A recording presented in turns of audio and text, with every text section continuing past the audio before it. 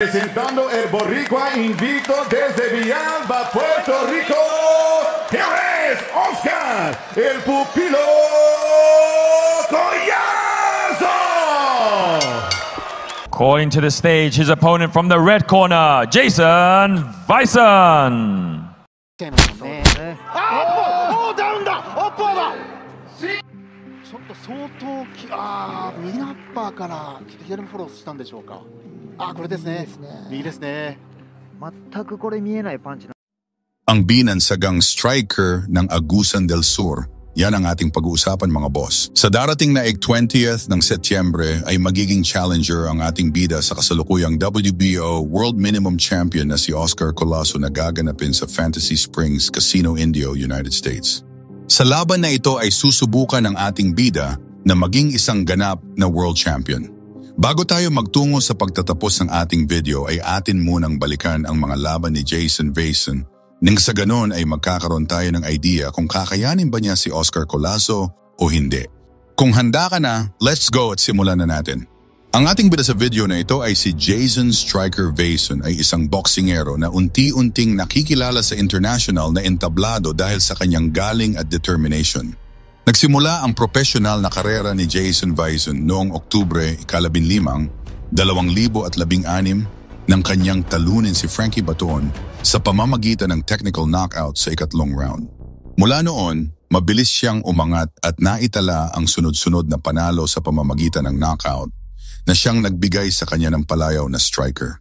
Sa kanyang mga unang taon, ipinakita niya ang kanyang potensyal sa pamamagitan ng pagtala ng 8 sunod-sunod na panalo bago siya nakipaglaban kay Rene Marcuarto noong Setyembre 2019. Isang mahalagang laban ito dahil si Cuarto ay naging IBF Mini Flyweight Champion kalaunan. Ang kanilang laban ay nagtapos sa isang draw na nagpatunay na kaya niyang makipagsabayan sa mga malalakas na boksingero.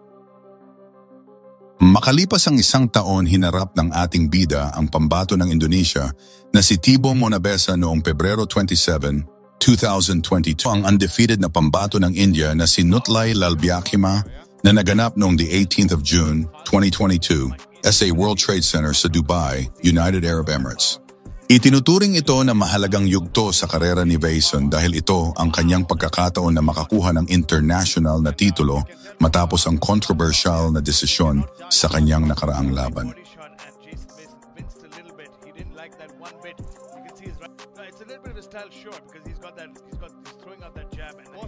Pumasok sa laban si Jason Bison bilang isang boksingero na may impresibong record, ngunit kakatapos lang ng isang laban sa Indonesia na idineklara ng World Boxing Council na no contest dahil sa isang maling desisyon. Lalo siyang nagpursige na patunayan ang kanyang galing. Sa kabilang banda, si Nutlai Lalbiakima, isang boksingero mula sa India, ay hindi pa natatalo sa kanyang 4 na professional na laban. Kilala siya sa kanyang lakas at determination na ginagawa siyang mapanganib na kalaban.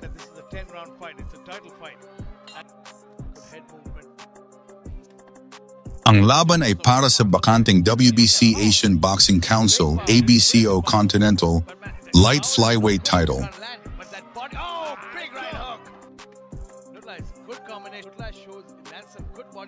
Mula sa simula, ipinakita ni Bison ang kanyang kahusayan sa technical na aspeto. Bagamat nagtala si Lalbiakima ng ilang malalakas na suntok sa mga unang round, hindi ito naging sapat upang mapigilan ang diskarte ni Bison. Ipinamalas ni Bison ang kanyang galing sa pamamagitan ng matalinong paggamit ng jabs, mga mabilis na kombinasyon, at maayos na counter-punching. Sa gitnang bahagi ng laban, lalong lumabas ang pagiging striker ni Bison nang mas maging agresibo siya sa kanyang mga atake, particular na sa mga right hooks at body blows na tumatama ng malinaw sa kalaban. Sa buong 10 rounds, nagawa niyang makuha ang tiwala ng mga hurado sa pamamagitan ng mas malinis at mas epektibong boxing.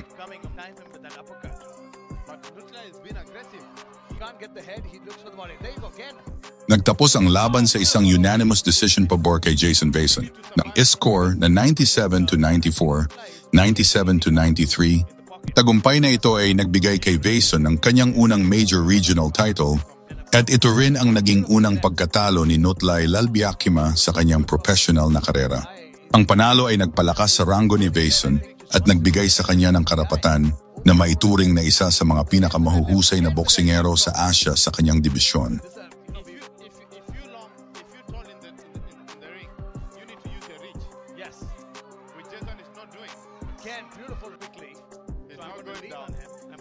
Tila ba hindi na mapigilan ang pagragasa ng binansagang striker sa labas ng Pilipinas? Hinarap nito si Ryoya Yamanaka noong the 17th of December 2023 sa Kobe, Japan, ay isang napakahalagang tagumpay para sa Pilipinong boksingero. Laban na nagpatunay sa kanyang kakayahan sa international na entablado at nagbigay sa kanya ng malaking titulo.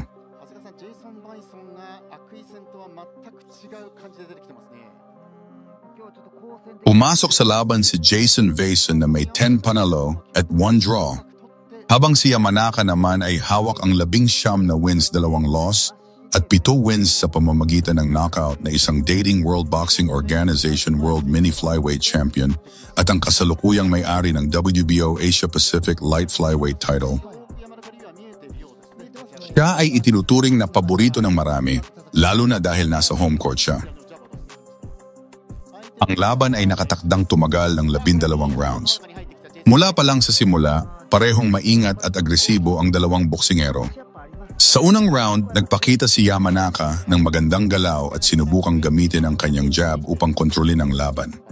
Subalit, si Vaison ay nagpakita rin ng matinding depensa at naghahanap ng mga oportunidad para sa counterpunch. Sa ikalawang round, mabilis na nagbago ang takbo ng laban. Habang sinubukan ni Yamanaka na mag-atake, sinamantala ni Vaison ang isang pagkakataon.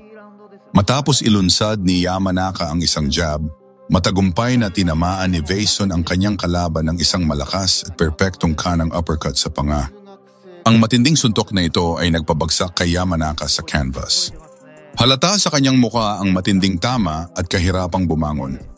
Bagamat sinubukan niyang tumayo, nanginginig ang kanyang mga binti at hindi niya nakayang ipagpatuloy ang laban. Agad na itinigil ng referee ang laban sa 1 minuto at 14 na segundo ng ikalawang round. Ang laban ay nagtapos sa isang technical knockout, TKO, pabor kay Jason Vaison. Sa laban na ito, nakuha niya ang WBO Asia Pacific Light Flyweight title at pinatunayan na kaya niyang makipagsabayan sa mga world-class na boksingero. Ang panalong ito ay nagpalakas sa kanyang kumpiyansa at nagbigay sa kanya ng mas mataas na rango sa iba't ibang boxing organizations. Para kay Yamanaka, ang pagkatalong ito ang kanyang ika-4 sa kanyang professional na karera at nagpatapos sa kanyang 3-fight winning streak. Nawala rin sa kanya ang titulong matagal niyang pinaghirapan. Ang panalong ito ay nagbigay kay Jason Vaison ng world ranking at nagbukas ang daan para sa mga mas malalaking laban, kabilang na ang kanyang matagumpay na depensa ng titulo laban kay Takeru Inoue noong Abril 2024. Buwan lamang ulit ang lumipas, mga boss. Muling dumayo ang ating bida sa bansang Japan. Laban kay Takeru Inoue noong the 14th of April 2024 sa Osaka, Japan, ay isa sa pinakamahalagang laban sa boxing career ni Jason Vaison. Ito ang kanyang unang depensa ng WBO Asia Pacific Light Flyweight title na kanyang napanalunan laban kay Ryoya Yamanaka. Pumasok sa laban si Jason Vaison na may 11 panalo at 1 draw. Nakakuha siya ng malaking kumpiyansa matapos niyang i-knockout ang dating world champion na si Ryoya Yamanaka sa Kobe noong December 2023. Dahil sa tagumpay na iyon, itinuring siyang malaking banta sa light flyweight division sa Asia. Ang kanyang kalaban, si Takeru Inoue, ay isang Japanese boksingero na may impresibong record na 16 na panalo at 1 talo bago ang laban. Ang kanyang nag-iisang pagkatalo ay laban sa dating WB o world champion na si Angel Acosta. Kilala si Inoue sa kanyang tibay at matalinong boxing style na nagbibigay sa kanya ng reputasyon bilang isang delikadong kalaban.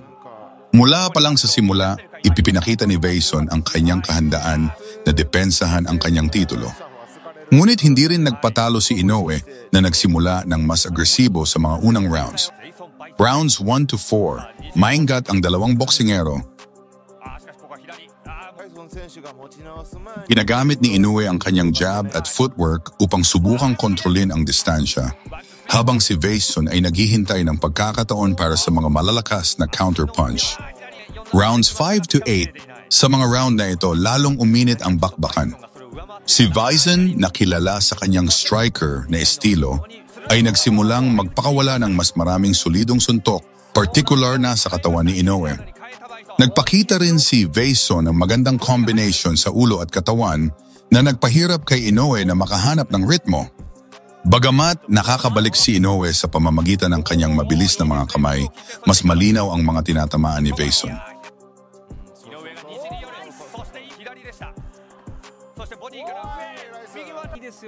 Sa huling bahagi ng laban, naipamalas ni Jason Vason ang kanyang tibay at lakas. Kahit na alam niyang lamang na siya sa puntos, hindi siya huminto sa pag-atake. Ipinakita ni Vason ang kanyang kahusayan sa depensa na umiiwas sa mga atake ni Inoue.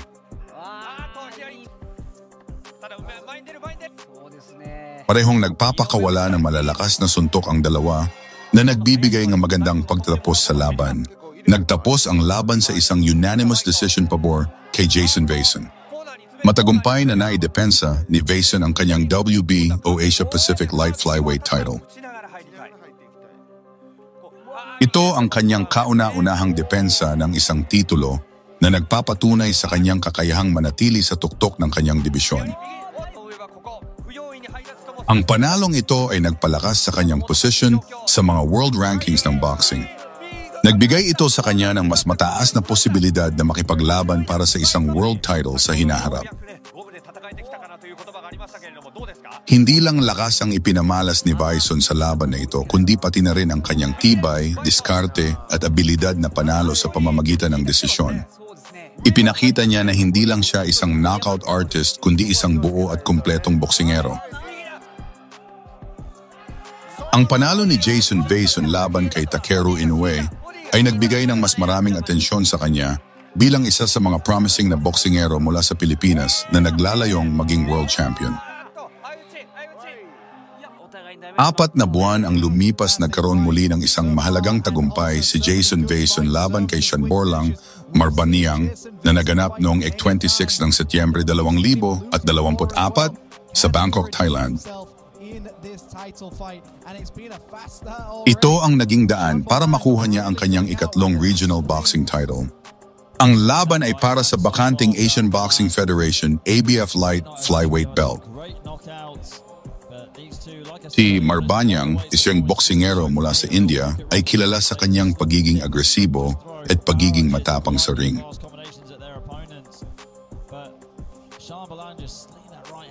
Mula sa simula, ipinamalas ni Vason ang kanyang galing at diskarte. Bagamat may mga pagkakataon na sinubukan ni Marbanyang na mag-atake, agad itong sinasagot ni Vason ng mas mabilis at mas malalakas na suntok. Ginamit ni Vason ang kanyang kahusayan sa boxing upang kontrolin ang laban at unti-unting pahinain ang kanyang kalaban. Sa mga sumunod na rounds, lalo pang nagiging dominant si Vason. Tinatamaan niya si Marbanyang ng malalakas na combination sa ulo at sa katawan na nagpahirap sa boksingero mula sa India. Sa ikalawang round, umagsak si Marbanyang dahil sa malulupit na atake ni Vason.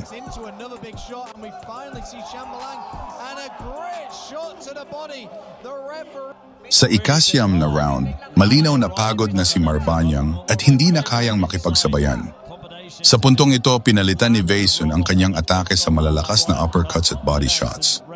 Napilitan ang referee na itigil ang laban sa 2 minuto at 40 segundo ng ikasyam na round matapos na hindi na makabalik si Marbanyang mula sa matinding sunod-sunod na atake ni Vason.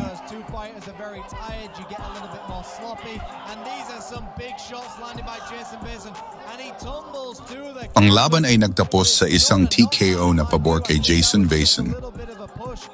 Sa pagkapanalo, nakuha ni Vason ang ABF Light Flyweight belt na nagdagdag sa kanyang collection ng mga regional titles. Nagawa niya itong maiuwi matapos ang matagumpay na depensa ng WB o Asia Pacific title. Ang panalong ito ay nagpalakas sa kanyang rango sa iba't ibang boxing organizations tulad ng WBA, WBC, WBO, and IBF na nagbibigay sa kanya ng mas mataas na pagkakataon na makipaglaban para sa isang world title sa hinaharap. Ipinakita ni Bison sa laban na ito na hindi lang siya basta-basta boksingero. Kaya niyang tapusin ang laban sa knockout at kaya rin niyang maging matatag at may diskarte laban sa matatapang na kalaban. Ito ay nagpapatunay na karapat-dapat siyang tawaging isa sa mga pinakamahuhusay na boksingero mula sa Pilipinas sa kanyang dibisyon. Underdog, and he really did show some glimmers of hope in the earlier rounds, but right now he's really starting to fade. The wind is really leaving his sails, and Jason Vason is trying to take advantage of that. Yeah, I really believe Jason Vason has just absolutely dominated this round with a cracking right hand. What an absolute turn of event. Bilang kauna-unahang laban ng ating bida sa taong 2025. Hinarap nito si Jirawat Ayamong na ganap noong the 29th of March 2025 sa Bangkok, Thailand. Ito ay naging matagumpay na laban para kay Vason na patuloy na nagpapamalas ng kanyang galing at lakas bilang isa sa mga nangungunang boksingero sa kanyang dibisyon.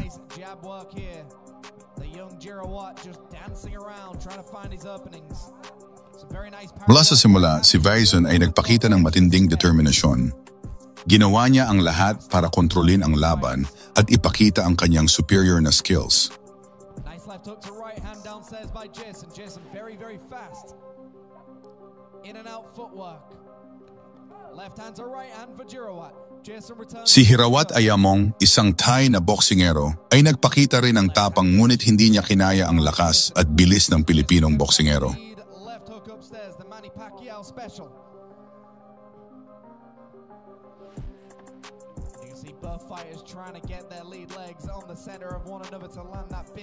Sa ikalawang round, nagpakawala si Vason ng sunod-sunod na malalakas na suntok na dumapo kay Ayamong.